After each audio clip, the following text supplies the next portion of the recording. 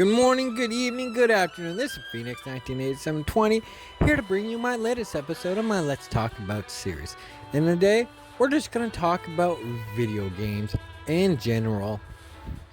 Now, I grew up with video games in my hands at a very early age, and I adapted to video games as an escape of reality, escape from this world. I sit down, I play video games, and I really enjoy it. One thing I don't do is online play, just because how toxic online has got since the PS3 days. It has gone horribly toxic. There's cheaters left, right, and center. That takes the fun out of it.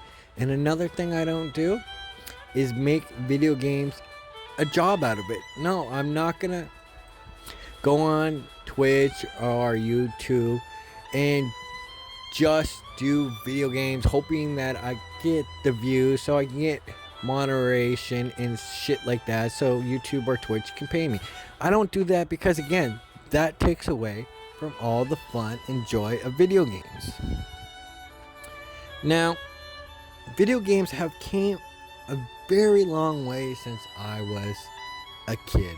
From the NES days to the Nintendo Switch, PS5, Xbox X days, where the graphics are like mint. I'm not gonna lie, you go from 8-bit to mint, graphics are really good. Now, I'm a guy that graphics doesn't really matter to me. I enjoy the story of it, and it's rare to see people just enjoying the story of the game that's made to show the creator that you really like their work. Now, a lot of games today are just going to be online games where you battle it out. If it's Fortnite, Call of Duty, Apex, Rocket League, Roller Champion, where it's online competition, you're playing with randoms, and you're just destroying it. That's not fun for me. Again, I like a deep, good story. If it's a good adventure game, a good storytelling game, good RPG, good action game. You know what I mean? There's a lot of genres out there that make really good games. And like one of my favorite games that I really enjoy outside of my favorite franchise, which is Legend of Zelda and Xenoblade Chronicles and Mario, would be Detroit Becoming Human. The story for that game was amazing. Now, there's a lot of great games with a lot of amazing games, and there's a lot of horrible games within those franchise. Like, for example, Legend of Zelda. I really like Ocarina of Time, Majora's Mask, A Link to the Past, Twilight Princess. Games I didn't like in the Legend of Zelda series: Zelda 2, Wind Waker, Skyward Sword. Now, granted, they did re-release Skyward Sword with controller motion, but motion games where you have to wiggle a Joy-Con or whatever just to play the game wasn't fun for me. A deep, good story kept me with certain games. Now, if it's a piss poor story, I may get uninterested in it. Most of the time, when I do get uninterested, it gets placed on my back burner, and then I pick away at it, and I pick away at it, and I know you guys pick away at it too. Now, again, going back to the 8-bit era, games have evolved with gimmicks in it. Alright, not game. Gaming consoles have evolved with gimmicks in it. And a lot of people just say, oh, Nintendo's full of gimmicks. No, PlayStation has their gimmicks too to help sell consoles. Because trust me, that's why I bought the PS3. It wasn't for the games originally. It was for the Blu-ray player. It was cheaper. Way cheaper than Blu-ray at that time. Now you can get Blu-ray players really cheap. But that's outside the realm. Now, saying that, like, involving the games and the storytelling, I found that the older school games, their easy mode is the day's hard mode. I found games got a lot easier as time went on, and I think that's just to simplify it to the gamer itself to make it more enjoyable. Because if you go back to the 8-bit game and you're gonna play, I don't know, Mega Man 2 or Teenage Mutant Ninja Turtles, those were ridiculous hard games to play. Versus today when you play, I don't know, God of War or Ghost of Tsushima, they're easier games to play because they are story driven. Now at the same time, I'm gonna be switching topics all through as I talk through this. There's a lot of interesting things that came out that seemed to do well but failed or didn't do that well to begin with. Like Nintendo, they came out with the Lapco. That wasn't a great idea. Cardboard. They could have came out with Lego version. It would probably lasted a lot longer. Cardboard, yeah, it was breakable. Then Xbox Kinect. It started off well, but when it made it onto the Xbox One, it died and Xbox stopped supporting it. Now the same as the PlayStation VR. It started off good and then it started slowing down, and now they announced for the PS5 the PlayStation VR 2, which may or may not do that well due to the fact that there's Optical Rift or whatever it's called, and there's a lot of different VR consoles out there cheaper that's still as fun. Now, granted, saying that, there's a lot of missed opportunities, like the Nintendo Power Glove. That didn't do well, or the Virtual Board for Nintendo. That didn't do well. Or microphone games for Nintendo. That didn't do well at all. Or poor marketing across the board for every system made a certain item not do as well because it came down to poor marketing. Now, granted, with everything that goes on in the video game world, there's developers that are being rushed to complete games, and the games don't come out as they're hoping to. If it's a broken game, if it's full of bugs, if it's an unfinished game, and then they end up releasing that ass end of it as a DLC, a paid DLC at that, instead of giving it to us for free. Say, hey guys, we put out the game, it wasn't done. You guys gonna get the free DLC for that game, because it's the third part to that game that has the finished credits and stuff like that. I don't believe in games that have it may be free to play, but to get anywhere in those games, you have to pay money. Microtransactions should not be in any video games at all. It should be a free option, or as you go through the game, you complete achievements, you unlock those options. You shouldn't have to pay for anything in video games besides the occasional DLC. Now, in a different direction, I'm going to go with is video games and the horsepower underneath the hood. Does it matter or doesn't it matter? And game consoles that come out like Xbox X and /S is a much more powerful than the PS5 and 100 times more powerful than the Nintendo Switch. Now, Nintendo Switch is leading the race right now with as many units sold. And then it's followed by the PS5, and in a far, far third distance is the Xbox X. Why? Why is those guys following? Xbox went around and bought a shitload of developers, but they're still not moving consoles. I go anywhere to any of my local electronics stores, if it's Walmart, Best Buy, GameStop, Toys R Us, you will see Xbox S and X sitting there, but they're not moving. The Nintendo Switch still can't keep on the shelves because they're selling like crazy. And the PS5s, when they do make it in stores, they're selling out within 10-20 minutes of being put on the shelf because there's still a high demand for those consoles. Now, granted that the PS5 is a lot newer than the Nintendo Switch, Nintendo does their own thing. They don't compete, they just do their own thing, and they try to please a wide range of gamers.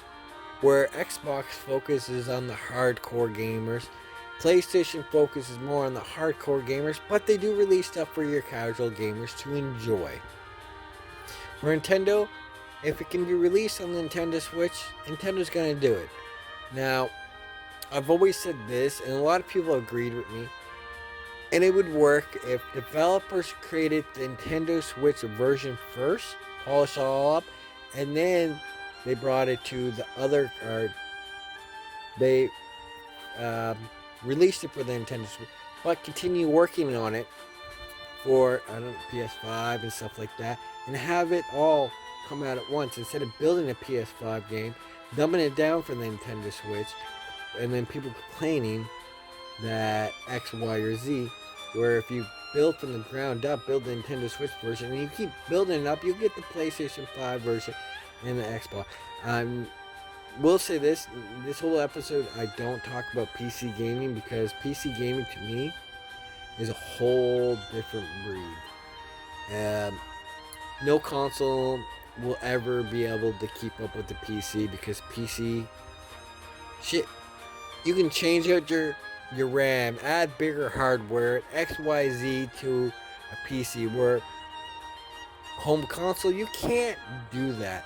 You may be able to add storage to it via external storage, but that's basically your limit to it. And again, I don't believe in cloud gaming. I have a hard time with digital games, but I am moving over because I'm old school. I prefer the good old collecting games, keeping games real, fresh, and all that stuff. Digital, I don't know. I can't get over that. Yes, I can go on and buy the digital game. It's going to fill up my hard drive versus if I buy a Nintendo Switch game, I do a day one patch and it's monkeys to save. Doesn't take up anything versus when you download a game, the whole game is on your hard drive. So if your hard drive ever corrupts but that service is no longer there, well, whatever you pay for the game, you throw it out the window. So if your system ever corrupts with physical games, you can either A, replay them without any loss, or B, reinstall the physical games on the PS5 and the Xbox X, and you keep going. And this is why I'm having a hard time with games being announced, but they do a limited run of the physical games. Yes, I know the world's going to digital world. Fucking Elon Musk is pushing for digital everything as of late.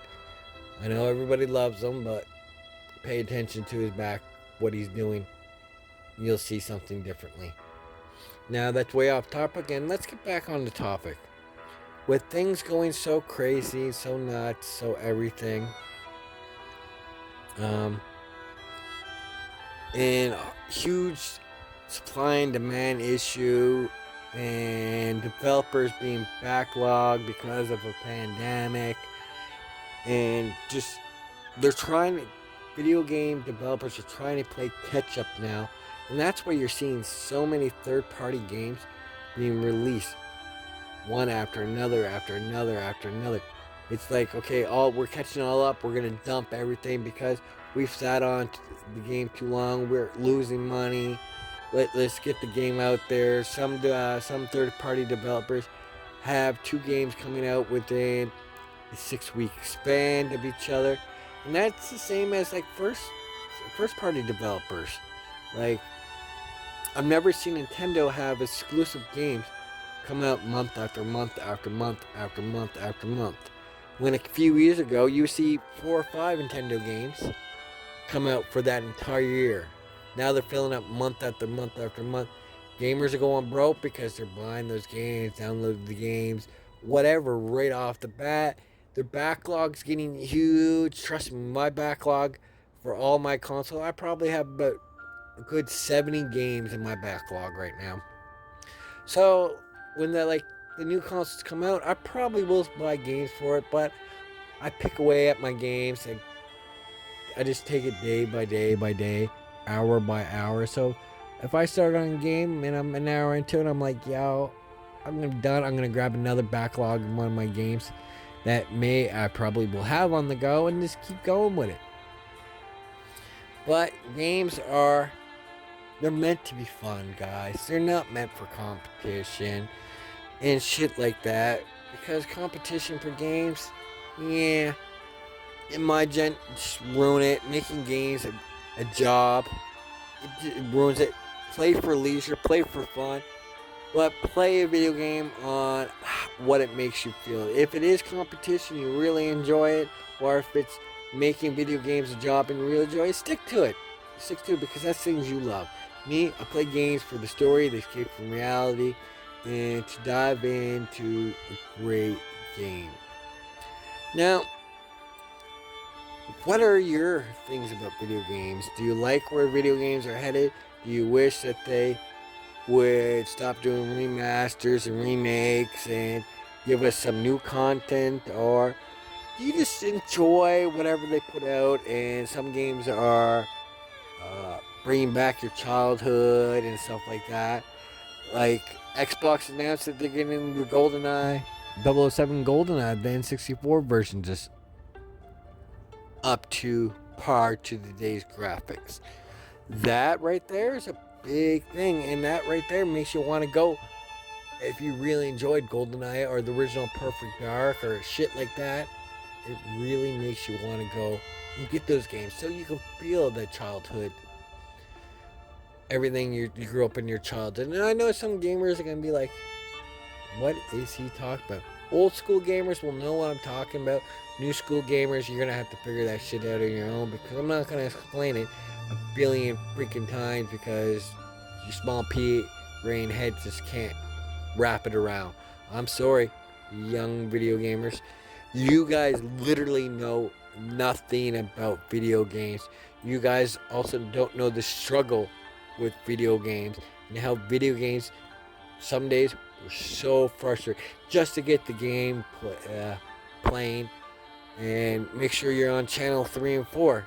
You guys don't know that. You guys, new school gamers, to bitch about every little thing. Fuck off, stop bitching, enjoy the games. I'm not hating, I'm just saying the truth. And understand certain things. Video games are made to be fun. Stop fucking crying when you get shot on a Call of Duty or Apex Legend. Stop complaining when your controller goes a little wonky. You want to know Joy-Con drift? Get an N64 game or controller.